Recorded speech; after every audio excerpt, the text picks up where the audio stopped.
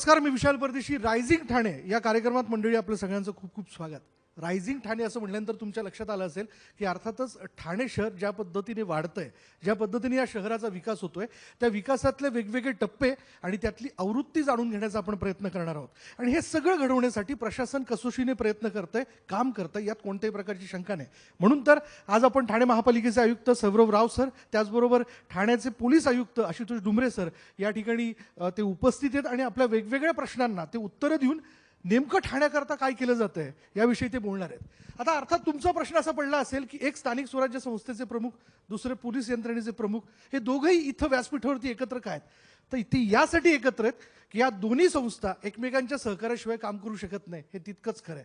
म्हणून तर ठाणे जे ते धावतंय, मध्ये थोडंफार थांबत असेल त्यासाठी सर सक्षमपणे उभे आहेत. पहिला प्रश्न थेट तुम्हाला विचारतो. अर्थात ठाणे हे उपनगर आहे, मुंबई शहराचं उपनगर म्हणून ठाण्याला ओळखलं जातं. पण आता मुंबईच्या बरोबरीने ठाणे विकास करताना दिसतंय. ठाण्याचा विकास कशा पद्धतीने होतोय, कसं बघता आपण याकडे? आपण योग्य म्हटलंय की ठाण्याची ओळख मुंबईचे उपनगर म्हणून होती, परंतु आता हळूहळू ही ओळख बदलत आहे. ठाणे स्वतः एक स्वतंत्र महानगर म्हणून विकसित होत आहे. आधी याला आपण डॉर्मेटरी सिटी म्हणून आपण संबोधित करायचा, परंतु ज्या पद्धतीने इथे डेव्हलपमेंट होत आहे इन्फ्रास्ट्रक्चरच्या, रेजिडेन्शियल कॉम्प्लेक्सेसच्या, कमर्शियल कॉम्प्लेक्सेसच्या, किंबहुना आता आपण डेटा सेंटर आणि जे रेग्युलर बिझनेस मॉडेल्स आहेत त्याच्यासाठी सुद्धा इन्फ्रास्ट्रक्चर आता आपण उभा करत आहोत. तर फार यामध्ये दिवस किंवा वर्ष लागणार नाही जेव्हा एक स्वतंत्र एंटिटी म्हणून ठाणे एस्टॅब्लिश होणार आहे आणि इथून जे रोजगारसाठी किंवा इतर कामधंदेसाठी लोकांची वाहतूक होते ठाण्यातून बाहेर, मला असं वाटतं हा स्वयंपूर्ण सिटी म्हणून आता निश्चितरित्या एस्टॅब्लिश होईल. बरं सर, मला असं वाटतं की या प्रश्नाला घेऊन तुम्ही पोलीस आयुक्त म्हणून आपलं काही म्हणणं मांडू शकता, प्लीज.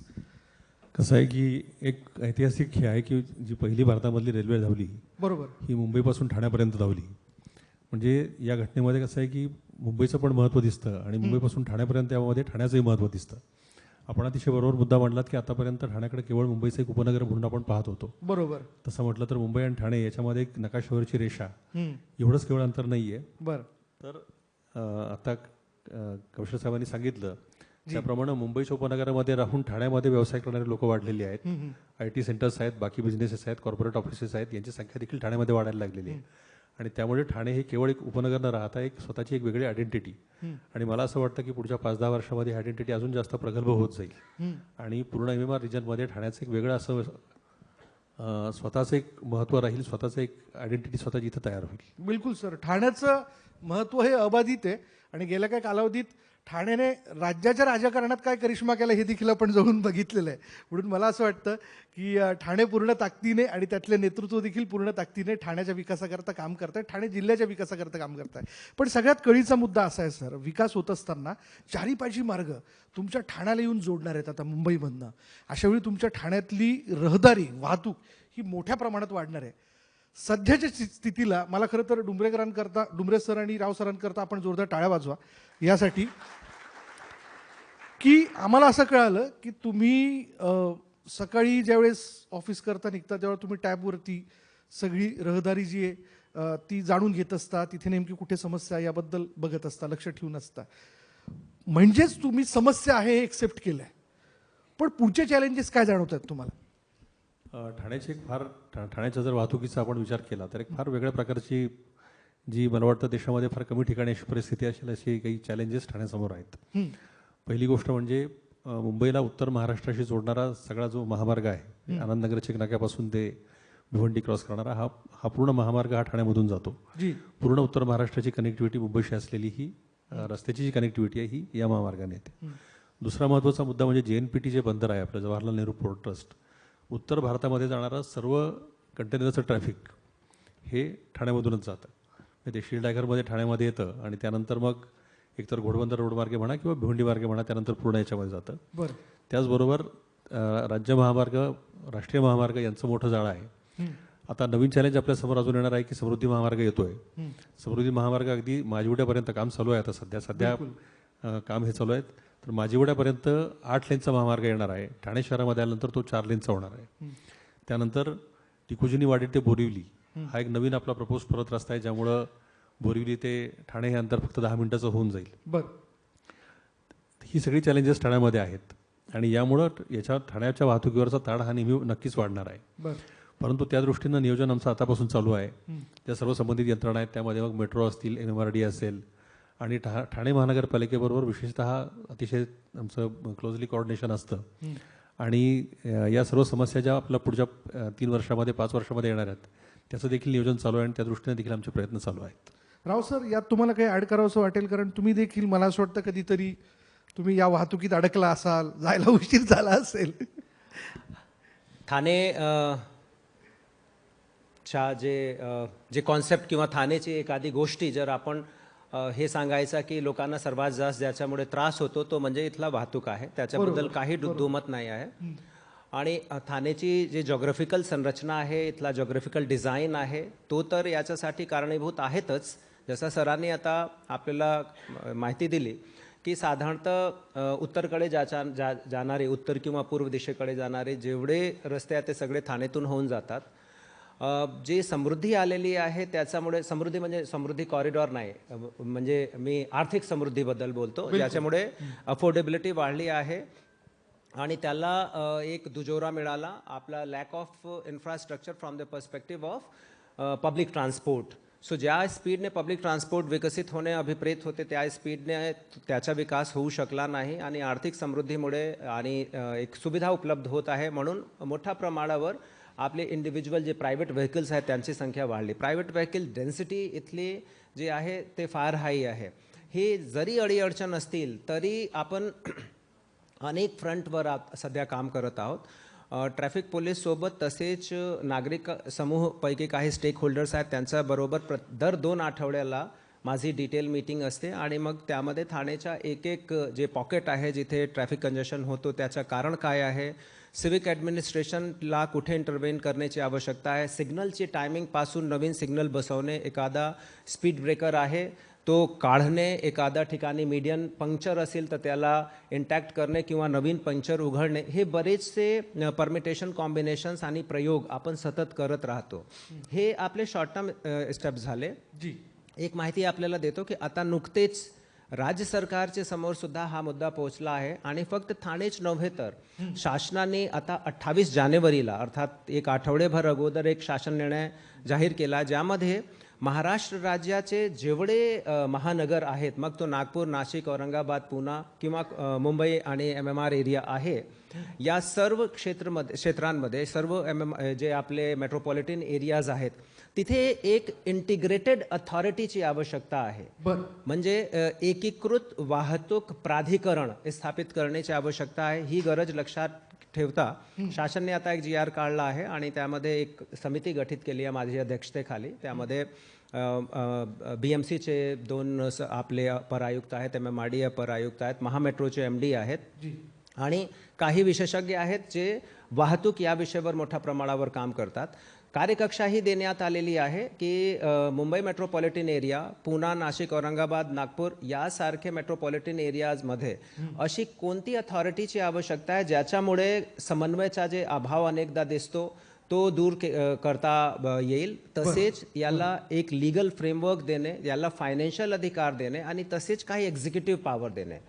हा सगळा करत असताना आम्हाला एक चॅलेंज अजून असा आहे की सध्या जे एस्टॅब्लिश्ड अथॉरिटीज आहेत, फॉर एक्झाम्पल ट्रॅफिक पोलीस किंवा वाहतूक इंजिनियर किंवा कॉर्पोरेशन, यांनाही धक्का नाही पोहोचला पाहिजे. सो लॉंग टर्म मेजरवर म्हणजे MMR एरियामध्ये वाहतूक कोंडी सोडवण्यासाठी इथे लोकांचं जे जीवनमानची गुणवत्ता आहे त्यामध्ये वाढ करण्यासाठी एक हॅपीनेस इंडेक्स वाढला पाहिजे. आम्ही मुंबईचे जवळ राहतो आणि याच्यामुळे जे आपला जे फील गुड कोशंट आहे तो वरती गेला पाहिजे, हा याची एक मूल भावना आहे. सो आम्ही दोन्ही दृष्टीने अर्थात एक अल्पकालीन उपाययोजना ज्यामध्ये जे विविध एजन्सीज आहेत, मग तो RTO असो, ट्रॅफिक पोलीस असो, नागरिकांचे स्टेक होल्डर्स असतील, त्यांच्याशी सतत संवाद करणे, छोटे छोटे चेंजेस करत राहणे आणि दुसरा एक लॉंग टर्म विजन ठेवून एकीकृत आपण एक कसे प्राधिकरण उभा करू शकतो त्या दोन्ही गोष्टीवर काम करत आहोत. बिलकुल सर, मी पुण्यामध्ये देखील याबद्दलचा संवाद साधला आणि पुण्याबद्दल तुम्ही नुकतंच ऐकलं असेल की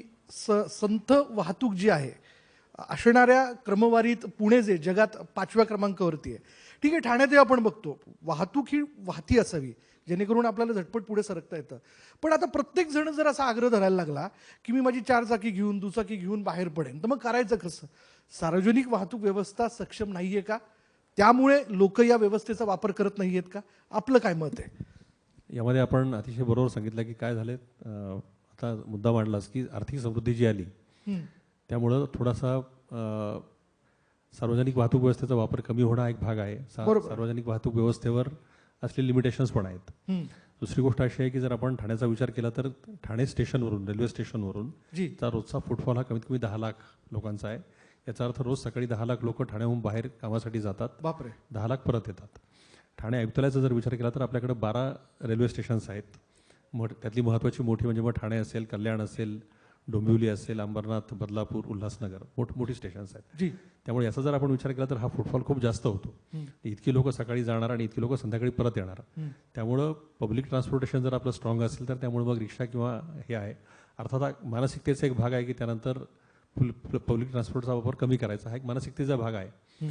पण त्यामुळे ठाण्यामध्ये किंवा या एकंदरीत एरियामध्ये काही ठराविक वेळा अशा असतात की ज्या वेळांमध्ये एका दिशेने विशिष्ट दिशेने होणारा वाहतूक ही जास्त असते. बिलकुल. सकाळी आणि संध्याकाळी 2 वेळांचं हे असतं.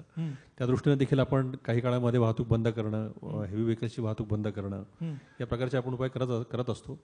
परंतु जोपर्यंत ही वाहनांची संख्या कमी होत नाही आणि पब्लिक ट्रान्सपोर्ट स्ट्रॉंग होत नाही, बरोबर, आणि लोकांचा त्याचा वापर वाढत नाही, तोपर्यंत हा प्रॉब्लेम राहणार आहे. बरं. तरी देखील वन वे करा किंवा हे सगळे शॉर्ट टर्म पर्याय आहेत. काही रस्ते वन वे करा. बघा सर, मी भांडण लावत नाही, पण तुम्हाला असं काही सुचवायचं काय? टीएमसीच्या बसेस कमी पडतात रस्त्यावर, तुम्ही करा सूचना, काहीच हरकत नाही. साहेब शेजारी बसले का? बोलता येऊ शकतं. हो, बोलता येऊ शकतं. नाही, मी स्वतः ऍक्सेप्ट करतो की बसेस कमी आहेत. बसेस ते कबूल करतात. चला, यामध्ये सुधारणेला वाव आहे याचा अर्थ. बसेस हा एक भाग झाला. पब्लिक ट्रान्सपोर्टमध्ये लोकल हा जसा आपला एक पब्लिक ट्रान्सपोर्टचा भाग आहे. बिलकुल. मेट्रो आपल्याकडे येत आहेत. बरोबर. मेट्रो 3 आहे, मेट्रो 4 आहे. ठाण्यामधल्या इंटरनल मेट्रोज आहेत. काम चालू. त्याला काही वेळ लागेल, काही काम त्याला हे लागणार आहे. परंतु त्यानंतर पुढच्या 1-2-3 वर्षामध्ये ते पण स्ट्रेंथन होणार. आणि ते झाल्यानंतर हा जो ठाण्यामधले जे अंतर्गत रस्ते आहेत, आतापर्यंत मी फक्त हायवे बद्दल बोललो, परंतु हायवे सोडून ठाण्याच्या अंतर्गत भागामध्ये देखील प्रॉब्लेम आहे. केवळ घोडबंदर रोड हा फक्त घोडबंदर रोडचा ट्रॅफिक जाम हा फक्त घोडबंदर रोडमुळे होत नाही. त्याला मिळणारे जे बाकी जे एरियामधून येणारे सगळं ट्रॅफिक ते पण त्याच्यामध्ये असतं.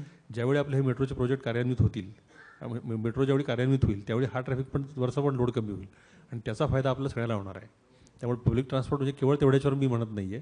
त्यामध्ये रिक्षा आल्या, आपलं टीएमसीचं आलं किंवा आणि मेट्रो पण आलं, तिन्ही आहेत. बिलकुल सर. आणि उपमुख्यमंत्री ठाण्याचे आहेत, ते मुख्यमंत्री देखील राहिलेले, त्यामुळे ठाण्यावर त्यांचं विशेष प्रेम आहे. अर्थात संबंध महाराष्ट्रावर आहे. ठाण्याच्याबद्दल ते कायमच जिव्हाळ्याने विचार करतात.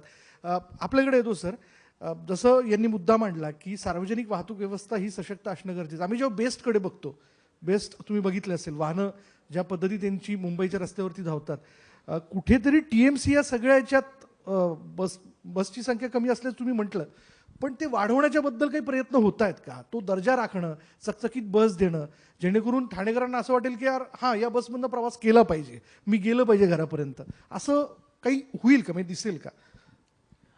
निश्चितरित्या प्रॉब्लेम स्टेटमेंट जे आहे की बसेसची संख्या कमी आहे त्याची ओळख निश्चित आहे आपल्याला. बसेसची संख्या जी कमी आहे, आता त्या संख्येमध्ये वाढ करणे आणि याच्यासाठी नियोजन काय आहे. यामध्ये आपल्याकडे आता आपण 2 महत्त्वपूर्ण निर्णय घेतला आहे. मागच्या वर्षीचे बजेट आणि या वर्षीच्या बजेटमध्ये आपण सबस्टॅन्शियल अमाऊंट ठेवला आहे नवीन बसेस परचेज करण्यासाठी. बिलकुल. याचे व्यतिरिक्त भारत सरकारच्या मदतीने प्रधानमंत्री ई बस सेवा याचे अनुषंगाने सुद्धा आपल्याला 100 बसेस मिळत आहेत.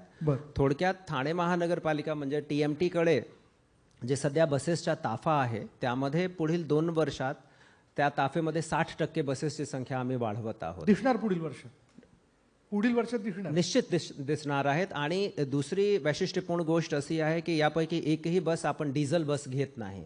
एक तर ते इलेक्ट्रिक बस असणार आहेत किंवा CNG बसेस असणार आहेत. तो म्हणजे गुणवत्तापरक सेवा, कालबद्ध सेवा आणि जे आपल्याला लोकांना परवडणार आहे या पद्धतीने त्याच्या तिकिटिंग प्राइस असणार आपला. यामध्ये अजून एक डिसिजन आपण असा घेतला आहे की जे याची तिकिटिंग आणि कार्डचा जे सिस्टम आहे तो इंटिग्रेट आपण करत आहोत मुंबई मेट्रो से. बरं. सो थोडक्यात तिथे एकच कार्ड असणार आहे. जे मुंबई आणि उपनगरात दोन्हीकडे चालेल. मुंबईमध्ये चालणार, मुंबई मेट्रोमध्ये चालणार, मुंबईचे बेस्ट बसेसमध्ये चालणार, TMTचे बसेसमध्ये चालणार. सो त्या दिशामध्ये सुद्धा आपण पाऊल उचललं आहे. आणि हा जे इंटिग्रेशन आहे सर्व महानगरपालिका अलॉंग विथ मुंबई मेट्रो, तो काम सुद्धा आपला झाला आहे. जी, आता त्या दृष्टीने काम सुरू आहे. सर, पुढल्या मुद्द्याकडे येतो. मी ठाणे स्टेशनला उतरतो तेव्हा एकतर मी बस पकडतो, नाही तर रिक्षा पकडायची असेल तर मला त्या लाईनमध्ये लागावं लागतं आणि मला रिक्षा मिळते. पण इथली बरीचशी मंडळी सहमत असतील रिक्षा चालकांच्या मुजुरीच्या मुद्द्याला घेऊन. याचं करायचं काय? म्हणजे ठाणे स्टेशन असो नाही तर कल्याण स्टेशन, ऐकत नाहीत. शिस्त का लागत नाहीये? यामध्ये आपल्या दोन्ही तिन्ही पद्धतीने प्रयत्न चालू आहेत. म्हणजे केसेस करणं हा एक भाग झाला, पण त्यानंतर रिक्षा युनियनच्या लोकांबरोबर त्यांच्याबरोबर आपलं कंटिन्युअस कम्युनिकेशन असतं. त्यांच्याबरोबर RTO पण आहेत. RTO आम्ही आणि ते असं आमचे संयुक्त हे पण असतात. एन्फोर्समेंट हा एक भाग झाला. एन्फोर्समेंट आपण करतच असतो. केसेसची संख्या किती आहे वगैरे तो भाग वेगळा. केसेसची संख्या वाढते आपली, तो एक भाग वेगळा. पण त्याचबरोबर सॉफ्ट स्किल्सचं ट्रेनिंग रिक्षा ड्रायव्हर्सना सुद्धा देणं, हे सुद्धा याचे पण उपक्रम आपण घेतलेले आहेत. परत मी आपल्याला ते सांगेन की ठराविक वेळामध्ये खूप जास्त लोड इव्हन रिक्षावर पण येणं, खूप जास्त गिराईका पण मिळणं आणि त्या प्रमाणामध्ये कमी रिक्षा उपलब्ध असणं, हा ठराविक वेळेचा प्रॉब्लेम एक 2-3 तासात सकाळी, 2 तासात संध्याकाळी असतो. त्या काळामध्ये हे प्रॉब्लेम असतात. पण त्याच्यामध्ये पण आपली सुधारणा होती. एन्फोर्समेंट पण आहे, पण त्याचबरोबर एज्युकेशन पण आहे, सॉफ्ट स्किल डेव्हलपमेंट पण आहे. या तिन्ही दृष्टीने आपण प्रयत्न करतो. म्हणजे बघा ना, नो रिफ्युजल. मी कोलकात्यात बघितलं की नकार देऊ शकत नाही टॅक्सी चालक. म्हणजे तो कोणी असलं तरी त्याला टॅक्सीमध्ये बसून घेणे, तो नकार देऊ शकत नाही. हा तिथला नियम आहे. पण आपल्याकडे होतं काय की घाईची वेळ असते, काहीतरी इमर्जन्सी असते, पोचायचं असतं, मग काही कार्यक्रम असेल की काही दुःखाचा प्रसंग असेल, आजारपण असेल, पण रिक्षा चालक ऐकत नाही. असे काही नियम आपण लागू करू शकतो का? बघा, आपण आहेत, नियम आपण लागू केलेले आहेत. पण त्याच वेळी आपण जसं म्हटलात, ठराविक वेळामध्येच ठराविक याच्यामध्येच खूप जास्त प्रेशर येतं. त्यावेळी काही भागामध्ये हा प्रकार होतो. आणि आपण म्हटलं त्याप्रमाणे ठाण्याला पण होतो, कल्याणला पण होतो, डोंबिवलीला पण होतो. 3 ठिकाणी मलाही माहिती आहे. या 3 ठिकाणी आपण जास्त पोलीस ॲडिशनल हे पण केलेलं आहे, फोर्स पण लावलेला आहे. आता आपण जर तिन्ही ठिकाणी पाहिलं तर रेल्वे स्टेशन खूप मोठी आहेत. बरं. आणि आपले रिक्षाचे जे थांबे आहेत ते देखील खूप खूप अंतरावर आहेत. मधल्या काळामध्ये जिथं काही मिळतं, एक दुसरा ॲडिशनल पॉईंट असा आहे की रिक्षावाल्याला काही वेळेला जवळचं भाडं नको असतं, लांबचं भाडं पाहिजे असतं. बरं. त्यासाठी देखील वादविवाद होत असतात. बरं. त्यामुळे हे सगळे प्रॉब्लेम आहेत. आणि या दृष्टीनं मॅनपॉवर तिथं लावून त्यांना आपण हे करणं, आणि दोन्ही मी आपलं सांगितलं त्याप्रमाणे एन्फोर्समेंट पण होतं, केसेस होत असतात, तो एक वेगळा भाग आहे. पण त्यानंतर सॉफ्ट स्किल डेव्हलपमेंट करणं आणि त्यांना हे पटवून देणं, या पद्धतीने आपलं चाललेलं आहे. बरं.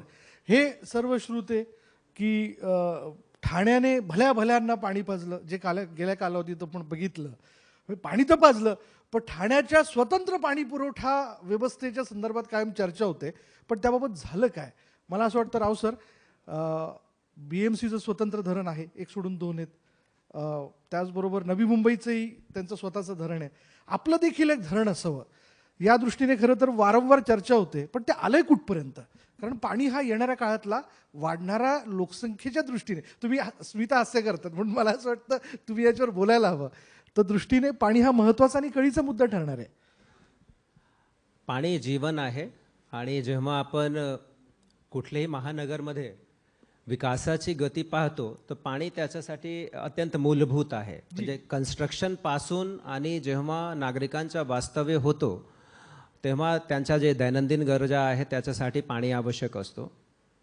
ठाणे सिटी कॉर्पोरेशन एरियाची सध्याची जर आपण लोकसंख्या बघितली, जे जवळपास 28 लाख पोहोचली आहेत, तर त्याच्या अनुषंगाने आम्हाला जे पाणी पाहिजे त्याच्या तुलनेत निश्चितरित्या दर दिवस आम्हाला थोडासा डेफिसिट राहतो. बरं. ट्रान्समिशन आणि डिस्ट्रीब्युशन लॉसेसही आहेत, नॉन रेव्हेन्यू वॉटरही आहेत. आणि हे सगळे कारण मिळून सिटीचे काही ना काही भागामध्ये आणि अनेक उच्चभ्रू भागामध्ये सुद्धा जलसंकट, कृत्रिम जलसंकट हा आपल्याला प्रतीत होतो. आता सोल्युशन काय आहे यामध्ये? सो त्या सोल्युशनवर सुद्धा आपण काम करत आहोत. याचे पुन्हा 2 पार्ट आहेत सोल्युशनचे. एक जे शॉर्ट टर्म, मीडियम टर्ममध्ये आपण सोल्युशन उपलब्ध करून देऊ शकतो, आणि दुसरा असा सोल्युशन जे कायमस्वरूपी होणार आहे परंतु थोडासा दीर्घकालिक असणार आहे. सो शॉर्ट टर्म सोल्युशनमध्ये आता आपल्याकडे 2 पर्याय उपलब्ध आहेत जे आपल्याला लगेच भेटणार आहेत. साधारणतः आज आमच्याकडे जे दर दिवस पाण्याची उपलब्धता आहे ती जवळपास 550 ते 480-485 MLD पाणी आपल्याला उपलब्ध होतो. यावर्षी निश्चितरित्या यामध्ये 25%ची वाढ होईल. याच्या अनुषंगाने उचित निर्देश माननीय मुख्यमंत्री महोदय, माननीय उपमुख्यमंत्री महोदयाने दिला आहे. अर्थात आज जे पाणी उपलब्ध होत आहे त्यामध्ये 25%ची वाढ यावर्षी, साधारणतः अजून 25%ची वाढ 2026 मध्ये होणार आहे. याचे 2 सोर्सेस आहेत. एक दहिर्जे प्रकल्प, त्याच्यातून आपल्याला 100 MLD पाणी उपलब्ध होईल याचा निर्णय झालेला आहे. आणि दुसरा, सूर्या धरण कार्यान्वित झाल्यानंतर मीरा भयंदर आणि MIDC या 2 जे पाणी घेणारी संस्था आहेत त्यांना काही पाण्याची सेव्हिंग होणार आहे. मग तिथून आपल्याला 100 MLD पाणी मिळणार आहे. हा झाला शॉर्ट टर्म सोल्युशन. आणि हे 200 MLD आम्हाला मिळाले की मग आपण साधारणतः 2030 पर्यंत जे आमची लोकसंख्या होणार आहे त्यांच्यासाठी मुबलक पाणी आपल्याला उपलब्ध होऊन जाईल. प्रश्न हा आहे की फक्त 2030 पर्यंतची लोकसंख्येसाठी पाण्याची उपलब्धतेची खात्री करून आपला कर्तव्य संपत नाही. आपण नियोजन करत आहोत साधारणतः 2050 पर्यंतचा. आणि मग 25 वर्ष पुढली जी किमान 25 वर्ष. आणि मग त्याच्यासाठी आपल्याला स्वतंत्र धरण याची आवश्यकता आहे. आणि 2007 मध्ये स्वतंत्र धरण याची एक संकल्पना आली होती शाही धरण नावाने.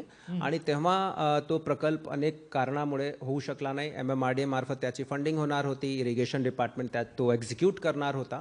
परंतु आता नुकतेच त्याच्याबद्दल सुद्धा एक बैठक माननीय मुख्यमंत्री महोदय, माननीय उपमुख्यमंत्री महोदय यांची उपस्थितीमध्ये झाली आहे. अत्यंत सुंदर तो धरण आहे.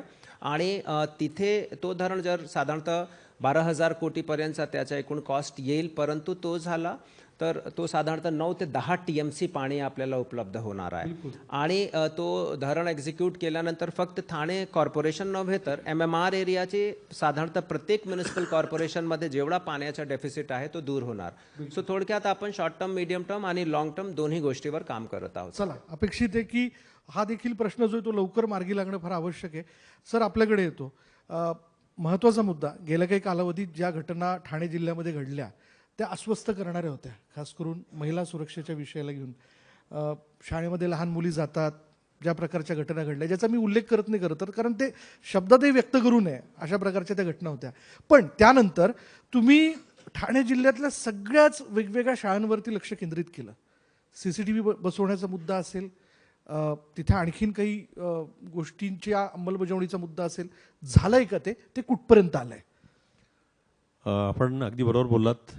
ठाण्यामध्ये काही घटना घडल्या, विशेषतः त्यामध्ये शाळकरी मुली किंवा शाळकरी मुलं आणि त्या संदर्भातल्या काही अत्याचाराच्या घटना आपल्याकडे झाल्या. पण त्यामध्ये एक आरोपींना तात्काळ अटक करणं आणि त्यानंतर पुढचा महत्त्वाचा मुद्दा आपण जो सांगितला की या घटना होऊ नयेत यासाठी आपण काय करू शकतो. तर ठाण्यामध्ये ठाणे आयुक्तालयामध्ये एकूण 1207 शाळा, कॉलेजेस टोटल सगळे आहेत. तर याच्यामध्ये सगळ्या 100% शाळांचं सोशल आपण सिक्युरिटी ऑडिट पूर्ण केलेलं आहे गेल्या वर्षभरामध्ये. त्यामध्ये सिक्युरिटी ऑडिट, त्यामध्ये CCTV कॅमेरा असतील, शाळांची कंपाऊंड किंवा हे असेल, त्यानंतर महिला सुरक्षा रक्षक असतील किंवा स्वच्छतागृहामध्ये मुलींसाठीच्या स्वच्छतागृहामध्ये महिला कर्मचारी असणं आवश्यक आहे, या सर्व गोष्टी असल्या सर्वांचा आपण प्रत्येक शाळा कॉलेजमध्ये आपण रिव्ह्यू घेतलेला आहे. त्यानंतर संस्थांच्या व्यवस्थापनांना आपण त्याप्रमाणे कल्पना देखील दिलेली आहे आणि त्यांच्याकडून कंप्लायन्स आपण करून घेत आहोत. यावर्षी देखील, केवळ गेल्या वर्षी आपण करून ते थांबलेलं नाही आहोत, 2025 मध्ये देखील आपलं पूर्ण ऑडिट पुन्हा आपण करणार आहोत. त्याचं शेड्यूल पण आपलं तयार आहे, फॉलोअप आपला चाललेला आहे. याचबरोबर केवळ ऑडिट न करता, म्हणजे 1207 शाळा आहेत आणि आपण जवळजवळ प्रत्येक शाळेमध्ये किमान 2 या पद्धतीने वेगवेगळे कार्यक्रम पोलिसांच्या वतीनं आपण ऑर्गनाईज केले, ज्यामध्ये गुड टच बॅड टच असेल, पोलीस दादा पोलीस दिदी कार्यक्रम असतील किंवा अगदी सायबर बुलिंग पासून इंटरनेटला बळी पडू कसं पडू नये इथपासून ते लैंगिक याच्यापासून सावध कसं राहावं इथपर्यंत असा एक व्यवस्थित प्रोग्राम आहेत. प्रत्येक आपल्या परिमंडळामध्ये टीम आहेत पोलिसांच्या, महिला अधिकारी कर्मचाऱ्यांच्या. त्या टीम शाळांमध्ये कॉलेजेसमध्ये जातात, त्यांना मुलांना मार्गदर्शन करतात. बऱ्याचशा NGOs आहेत की ज्या NGOs देखील आम्हाला त्याच्यामध्ये हे झालेले आहेत, जोडल्या गेलेले आहेत. आणि त्यामुळे जवळजवळ 3000 पेक्षा जास्त कार्यक्रम आपण घेतले. प्रत्येक शाळेमध्ये कॉलेजमध्ये किमान 2 कार्यक्रम आपण घेतलेले आहेत. यावर्षीचं देखील आपलं नियोजन तयार आहे. त्यानंतर पथनाट्य असतील किंवा अनेक इतर वेगवेगळ्या माध्यमांनी आपण पोहोचतो आहोत, सोसायट्यांमध्ये आपण जातो आहोत.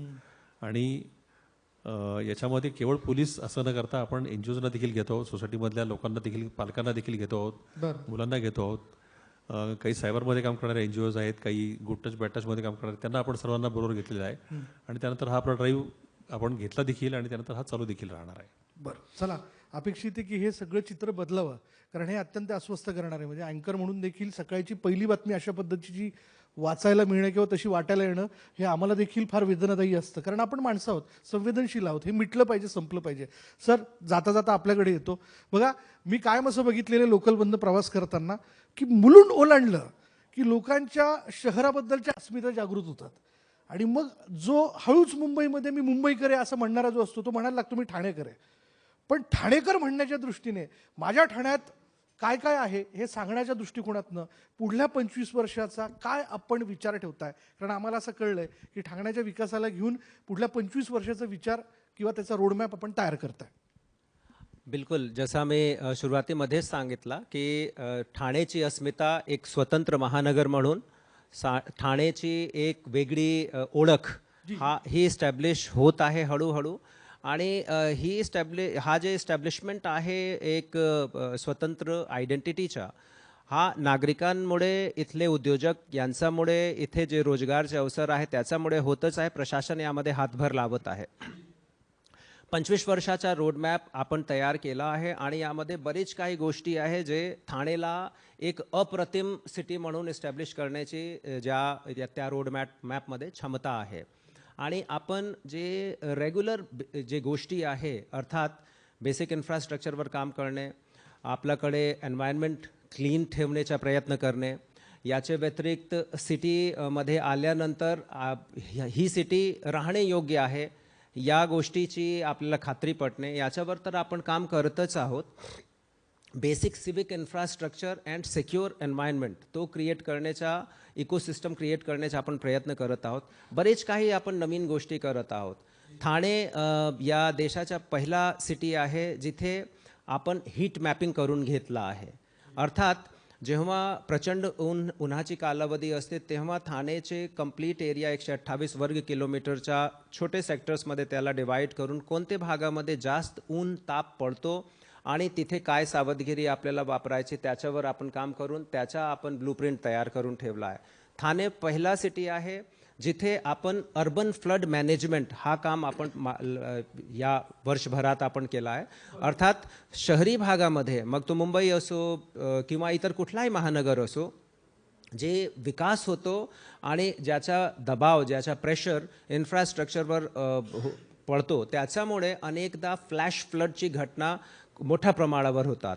सो आपण पहिली कॉर्पोरेशन आहे ज्यांनी अर्बन फ्लड मॅनेजमेंट याचा आणि मिटिगेशन प्लॅन तो तयार करून ठेवला आहे. एक पाऊल पुढे जाऊन आता आपण दिल्ली आणि NCR भागामध्ये एअर क्वालिटी जेव्हा आपण चर्चा त्याची ऐकतो, त्याचा जे डेटा आहे ते आपण बघतो, तर ॲक्च्युली ते हृदयविदारक आपल्याला वाटते की हा कसला आपला कॅपिटल एरिया आहे जिथे लोकांना राहण्यासाठी अयोग्य असं वातावरण निर्मित झालं आहे. त्याच्याकडून एक धडा शिकून ठाणेने स्वतः आपल्यासाठी बिलकुल स्वतंत्र एअर क्वालिटी मॅनेजमेंट सिस्टम आपण इस्टॅब्लिश केला आहे आणि त्याचा प्लॅनसुद्धा आपण तयार करून ठेवला आहे. त्याच्या आम्ही अंमलबजावणीसुद्धा सुरू केली आहे.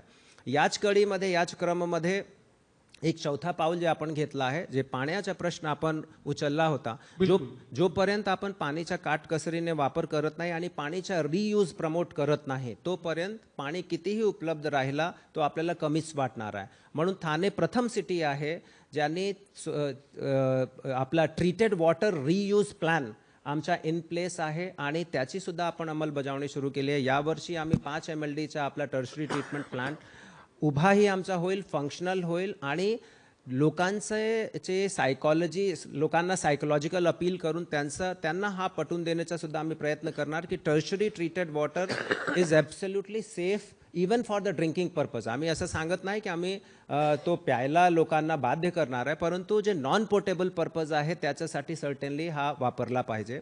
हे सगळं करत असताना ठाणेमध्ये प्रवेश केल्यावर आपले रस्ते आपले नीटनेटके असले पाहिजे, खड्डेमुक्त असले पाहिजे, वाहतूक सुरळीत असला पाहिजे आणि ग्रीन कव्हर असला पाहिजे. त्याच्यावर सुद्धा कॉर्पोरेशन मोठ्या प्रमाणावर भर देत आहे आणि पुढील 25 वर्षाचा जे आमचा रोडमॅप तयार झाला आहे त्यामध्ये हा अनिवार्य घटक आहे.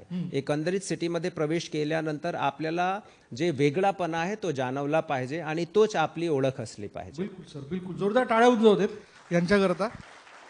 जाता जाता अगदी थोडक्यात, कायदा सुव्यवस्था राखण्याचं काम केवळ पोलिसांचं नाही आहे, पण ठाणेकरांनी देखील त्यामध्ये सहभागी असणं गरजेचं आहे. काय अपील कराल? मला सांगायला मोठा आनंद वाटेल की ठाणेकरांचा सहभाग नेहमीच असतो. ठाणे असेल किंवा अगदी आयुक्तालयामध्ये अनेक आपलं डोंबिवली आहे, कल्याण आहे, उल्हासनगर, बदलापूर सगळ्याच ठिकाणी नागरिकांचा सहभाग खूप चांगला असतो. 100 पैकी 100 मार्क. अगदी मी 100 पैकी 100 मार्क नक्की आपल्याला सांगेन. कारण असं आहे की आपण एक पोलीस मित्र नावाची संकल्पना राबवत आहोत, ज्याचा खूप चांगला रिस्पॉन्स मिळालेला आहे. वयवर्ष 18 ते 60 या वयोगटामधली नॉन पॉलिटिकल, नॉन क्रिमिनल या टाईपची लोक, आणि याच्याच बरोबर NSS असेल, NCC असेल, पोलिसांनी आवाहन केल्यानंतर लोक समोर येतात, प्रत्येक याच्यामध्ये नेहमीच मदत करतात. हा एक खूप मोठा भाग आहे. त्यामुळे लोकांचा सहभाग हा नेहमी आहे. आपणही आमच्या म्हणजे थोडंसं कम्युनिटी पोलिसिंगवर जास्त लक्ष दिलेलं आहे.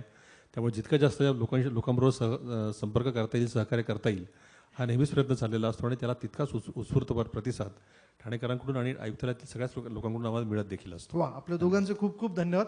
फार छान पद्धतीने वेगवेगळ्या प्रश्नांना तुम्ही उत्तर देण्याचा प्रयत्न केला. मला असं वाटतं यांनी ज्या सूचना मांडल्यात त्या अर्थात त्यांनी तसा त्यांचा प्रयत्न की केवळ कागदावर न राहता प्रत्यक्ष स्वरूपात त्या आपल्याला सगळ्यांना बघायला मिळतील, त्या सोयी सुविधांचा लाभ आपल्याला घेता येईल. पण मंडळी, हे सगळं करत असताना हे लक्षात घेतलं पाहिजे, विकास काही एकट्या दुपट्याचा विषय नाही आहे, दोन संस्थांचा विषय नाही आहे. एक पाऊल जर विकासाबद्दलचं पुढे टाकायचं असेल तर ते लोकसहभागातनंच शक्य होऊ शकतं.